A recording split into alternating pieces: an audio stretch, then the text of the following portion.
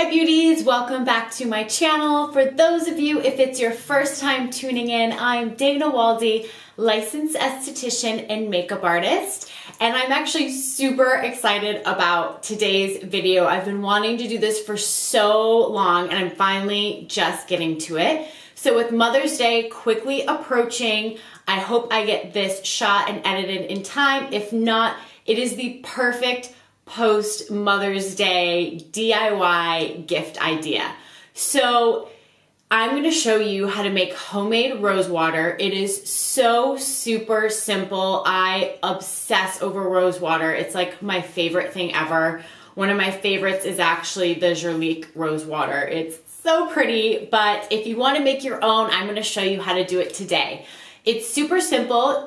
You'll just need to gather a few supplies. So you're going to need a pot to boil the roses in, like a large cooking pot, a lid, you're gonna need a glass Purex container, you are going to need either filtered water or distilled water. I'm gonna use filtered water in today's video.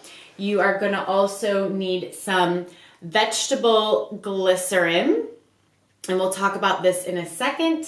You are gonna need a glass container. I prefer this amber. I order these on Amazon. It's like a glass amber spray bottle. You can use a plastic one, whatever you have at home. But I do recommend the amber one. It keeps the integrity. So if it's sitting out, we don't want the light to get in and affect the potency and the quality of the rose water. So you'll need one of those. You'll need a strainer to strain out the roses out of the water once you get to that point.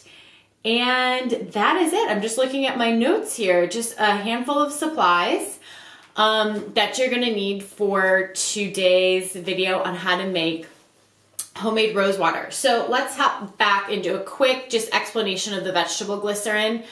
You're going to start seeing a couple of videos come through. I've been using this for so many different things, but vegetable glycerin is a super hydrating ingredient found in most household cosmetic products, in moisturizers, shampoos, conditioners, makeup primers.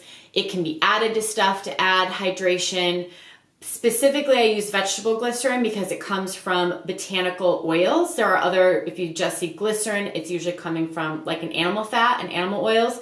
So make sure you're using vegetable glycerin. It's super clean. It's just botanical oils. Vegetable glycerin is a humectant, so it's a very hydrating ingredient. So I like to add it to my DIY rose water just to add that nice hydration to the skin. So before I hop into making the rose water, let's just do a recap on all the benefits of rose water. It's hydrating, it is soothing, it's calming, it's an anti-inflammatory. It can be used on your skin, on your body, in your hair to condition your hair. It's actually known to help with the irritation and side effects of like eczema. So it's just an all-around beautiful product that everyone can use and everyone can benefit from.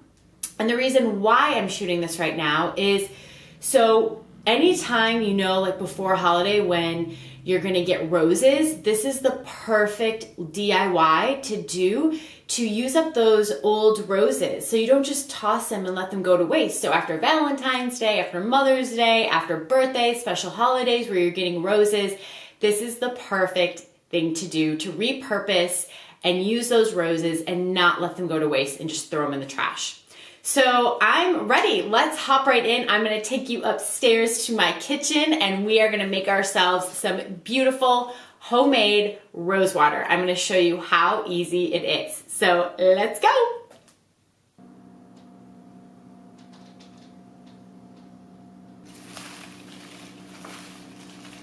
Hey beauties, I'm here in my kitchen. I know this is ridiculous. I'm bending down. I'm shooting this myself. I have my camera on a stand. So here we go. We're gonna give this a whirl. So first thing I did was I picked off the roses from the stems. You can see I have them all here. This took about 6 roses, and I'm gonna put the Pyrex dish in the middle of the pan.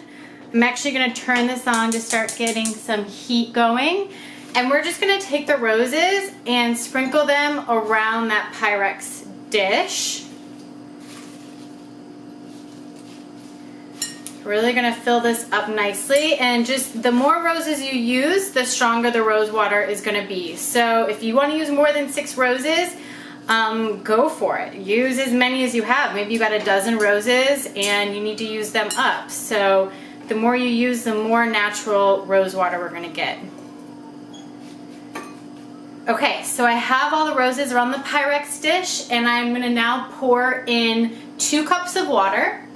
I took a measuring cup, there's 2 cups of purified water, and I'm gonna just gently pour this around.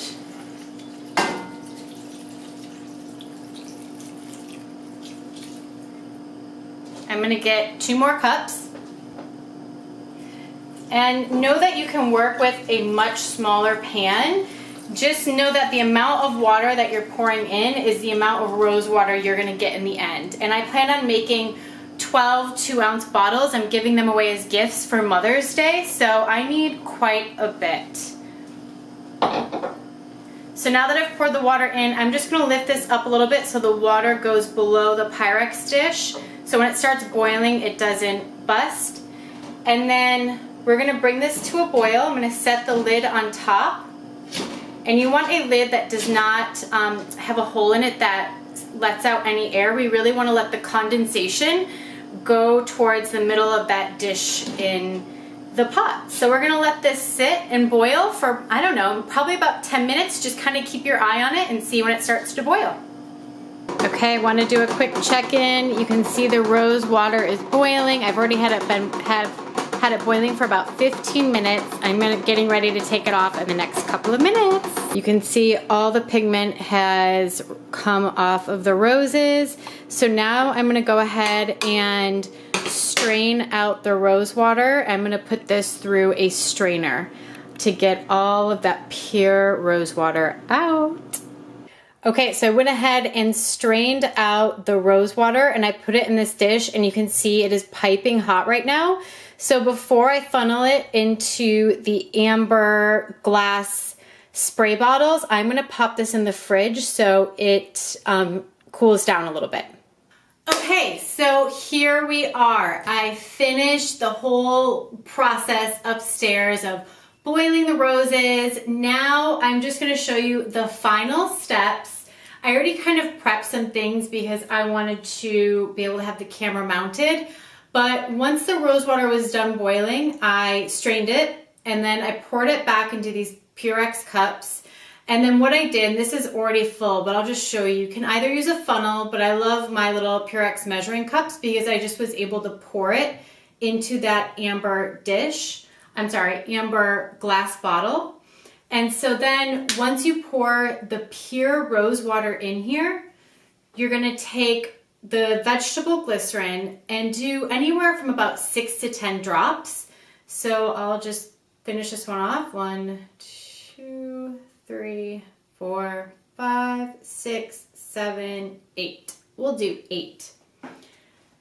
And then screw it on. You want to make sure that you shake it up, and it is your preference. If you have some rose essential oil or any other essential oils that you want to add to your rose water, please feel free to do so. It's only going to add extra benefits. And then we're going to shake it up, and then it's good to go. It's so simple. You saw how simple this was. And then just to recap the benefits of rose water, it is literally almost a cure-all. It's great for hydration. It balances the skin's pH. It reduces inflammation in the skin. It's great for any type of a contact dermatitis or eczema. It just really soothes any type of irritated skin. And I was actually reading some interesting articles that it was great for dandruff, and you can use this as a hair conditioner. So this bottle, this is a 2-ounce bottle. So this should keep for about a week. After that first initial week, I would pop it into the refrigerator, and you should get about a month to 2 months. Because remember, we're not adding any preservatives to this product. So it will probably stay fresh for only 60 days, or I'd say 2 months. After that first week, definitely make sure you keep it in the refrigerator, which will only make it even more refreshing when you spray it on.